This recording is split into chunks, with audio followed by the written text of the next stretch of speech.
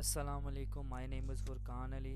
I am student of MS Computer Science in University of Sialkot और आज हम लोग जिस पे बात करने जा रहे हैं वो है हमारी रीडिज़ाइनिंग। और रीडिज़ाइनिंग जो कि हम लोगों ने, आपको पता है कि वेबसाइट की होलिस्टिक एवेलुएशन करने के बाद और उसकी वेब एवेलुएशन करने के बाद और उसके गुड एंड बैड पॉइंट्स के बाद हम लोगों ने एक वेबसाइट के अंदर कुछ खामियां थी या कुछ नॉट स्टैंडर्डाइज्ड चीज़ें थी या कुछ चेंजेस थी जो हमें उस सिस्टम के अंदर या उस प्लेटफॉर्म के ऊपर या उस प्लेटफॉर्म के अंदर हमें चेंज करने की ज़रूरत थी।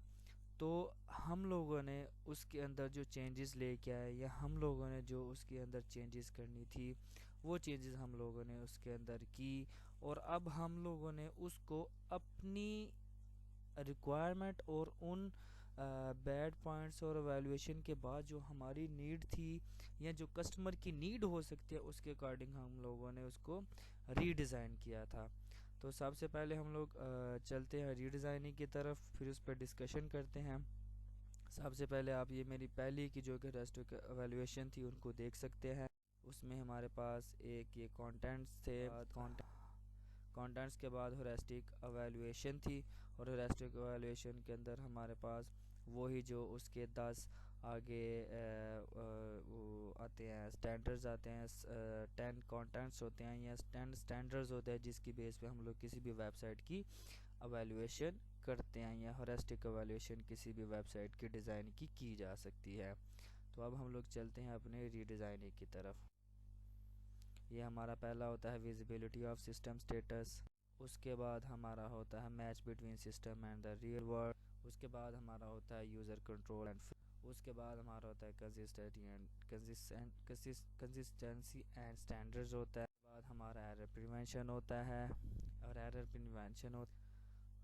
एरर प्रिवेंशन के बाद जो हमारा वो हमारा था flexibility and efficiency of use. उसके बाद हमारा होता है help user recognise, diagnose and recover from errors. उसके बाद जो हमारा होता है वो हमारा होता है हेल्प एंड डॉक्यूमेंटेशन। अब हम लोग चलते हैं सबसे पहले अपनी रीडिज़ाइनिंग की तरफ के। जो रीडिज़ाइनिंग थी वो हम लोगों ने की थी। रीडिज़ाइनिंग के ऊपर हम लोगों ने जो अब अपने डिज़ाइन की एवेलुएशन करने के बाद हम लोगों ने उसको रीडिज़ाइन की। तो रीडिज़ाइन के अंदर जो सबसे पहली चीज़ें थी वो हमारे पास ये थी कि मेरे पास सिर्फ दो चेंजेस थी। एक मेरे पास चेंजेस थी एडमिशन की और दूसरी मेरे पास कैंपस लाइफ की।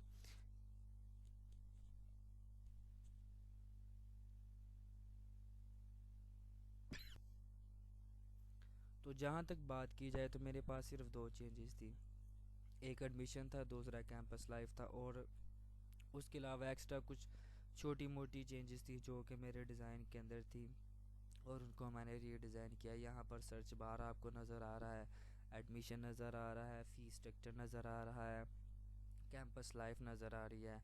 तो ये वो चीज़ें थी जो कि मैंने चेंज की हैं, जिसमें एक एडमिशन है, फ़ीस स्ट्रक्चर है, कैंपस लाइफ और सर्च बार है। जो कि मुझे लगता था कि इस डिज़ाइन के अंदर अगर ये चीज़ें ऐड की जाएँ तो ये डिज़ाइन हमारा प्रॉपर एफिशिएंट और यूज़र के लिए जो है ना वो इजी टू अंडरस्टैंड हो सकता है।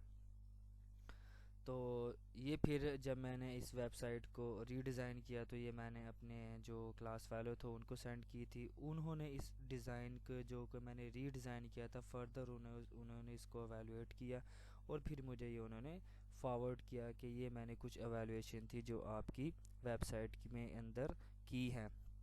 तो अब हम लोग चलते हैं उन पॉइंट की तरफ या उस पॉइंट उनकी तरफ जो उन्होंने हमें अगर रेफ़र किए हैं या जो हमें उन्होंने उसके अंदर फर्दर चेंजेस मांगी हैं। तो हम लोग चलते हैं। ये फर्दर जो मेरे रीड ये फर्दर वही मेरे रीडिज़ाइन के अंदर कुछ चेंजेस थी जो मैं लेके आया हुआ था।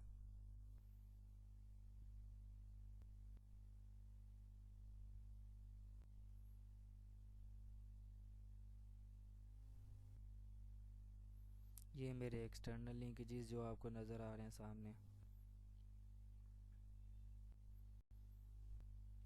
ये मेरा एडमिशन फॉर्म। डिफरेंट ये डिफरेंट डिज़ाइन, ये डिफरेंट चीज़ें थी जो रिक्वायर्ड थी और मैंने इनको रीडिज़ाइन किया। ये उसका आगे फ़ी स्ट्रक्चर है, फ़ी स्ट्रक्चर के साथ और चीज़ें हैं जो कि ऐड अप हुई हुई हैं। तो इसी तरह बहुत सारी चेंजेस थी जो मैं इसके अंदर लेके आया हुआ था। अब आप सामने ये देख सकते हैं इसकी कैंपस लाइफ, और कैंपस लाइफ के अंदर उसने मैं सिर्फ क्या कहते हैं उसको पिक्चर डाली हुई थी। फिर मैंने इसी कैंपस लाइफ के अंदर इसकी वीडियो डाली, लोकेशन डाली, मैप डाला, ताकि जब मेरा यूज़र आए तो एक ही प्लेटफॉर्म पे हो के उसको देखे और उसको व्यू कर सके या उसको इजीली अंडरस्टैंड कर सके। जी, तो अब हम लोग आते हैं कि हमारे रीडिज़ाइन के अंदर कुछ गलतियां थी या हमारे रीडिज़ाइन के अंदर जो फर्दर चेंजेस थी हम उसको डिस्कस करते हैं। जो हमारे फ्रेंड ने एवेलुएशन की है या उसने देखा कि इसके अंदर और क्या चेंजेस हों कि हमारी वेबसाइट है जो वो ज़्यादा और तरीके से या अच्छे तरीके से काम कर सके। तो जो मेरे दोस्त हैं वो कह रहे हैं website impact a lot of content in congested way. तो कि इसका मतलब ये है कि मेरे जितने भी मेरे पेजेस थे या जितने भी मेरे कंटेंट्स थे ना, वो सारे कंजेस्टेड थे। तो कंजेस्टेड होने की वजह से जो मेरी इंफॉर्मेशन है वो ब्रॉडली काम नहीं कर रही थी। जो मेरा यूज़र था वो प्रॉपर उसको इजी टू अंडरस्टैंड नहीं कर पा रहा था, जिसकी वजह से मुझे जो मेरा जो यूज़र होगा या विज़िटर होगा वो प्रॉपर इसको इजीली अंडरस्टैंड नहीं कर सकेगा। जबकि डाटा ही कंजेस्टेड होगा, एक छोटे से प्लेटफॉर्म पे ज़्यादा डाटा होगा तो वो बहुत ही डिफ़िकल्ट टू अंडरस्टैंड होता है। तो ये बहुत ही अच्छा एक पॉइंट है जो कि शायद मेरी वेबसाइट को या मेरे प्लेटफॉर्म को और ज़्यादा एफिशिएंट बना सकता है। कि इन्होंने मुझे सजेस्ट किया है कि मेरा जो वेबसाइट का जो पेजेस हैं वो बहुत ज़्यादा कंजेस्टेड है। तो ये बहुत ही अच्छा पॉइंट था और इसको मैं रिस्पेक्ट करता हूँ इनके इस एवेलुएशन के लिए। और इन्होंने मेरी ही वेबसाइट को और इन्हेंस करने के लिए और ही एफिशिएंट बनाने के लिए इन्होंने मुझे पॉइंट बताया। इंशाल्लाह मैं इस पे काम करूँगा और फर्दर इसको इम्प्रूव करूँगा। तो थैंक यू सो मच। इसके अलावा जैसे ही उनका फीडबैक आया है तो इसी के बाद मैं अपनी ही वेबसाइट को जाना वो खुद ही सेल्फ क्रिटिक करूँगा। जो कि हमारे इंस्ट्रक्टर हैं उन्होंने हमें कहा था कि आपने ख़ुद भी इसको सेल्फ क्रिटिक करना है। तो अब हम लोग उसकी तरफ चलते हैं कि हम लोग सेल्फ क्रिटिक कौन सी ऐसी चीज़ें थी जो इसमें और चेंजेस आ सकती हैं और उनको और चेंज करके इसको और इम्प्रूव या एफिशिएंट बनाया जा सकता है। तो सेल्फ क्रिटिक के अंदर जो चार चीज़ें मैंने देखी हैं या जो चार चीज़ें जिन चार चीज़ों की मुझे ज़रूरत थी चेंज करने की वो आपके सामने है। उनमें से सबसे पहले कंजेस्टेड पेजेस जो कि मेरे क्लास फेलो हैं उन्होंने वैल्यूएशन करके मुझे बताया या उन्होंने बताया कि ये मेरा एक वीक पॉइंट है या एक बैड इम्पैक्ट है जो कि मेरी वेबसाइट को एफिशिएंट नहीं बना रहा।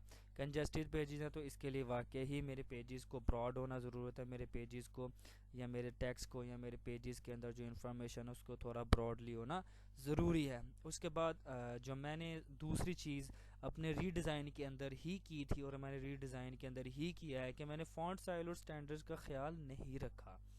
तो मुझे इस चीज़ को ख़ुद भी देखना चाहिए और फर्दर मैं इसको जब और इम्प्रूव करने जा रहा हूँ या इम्प्रूव करूँगा तो मुझे फ़ॉन्ट स्टाइल और जो मेरा साइज़ है इसको स्टैंडर्डाइज्ड करना पड़ेगा।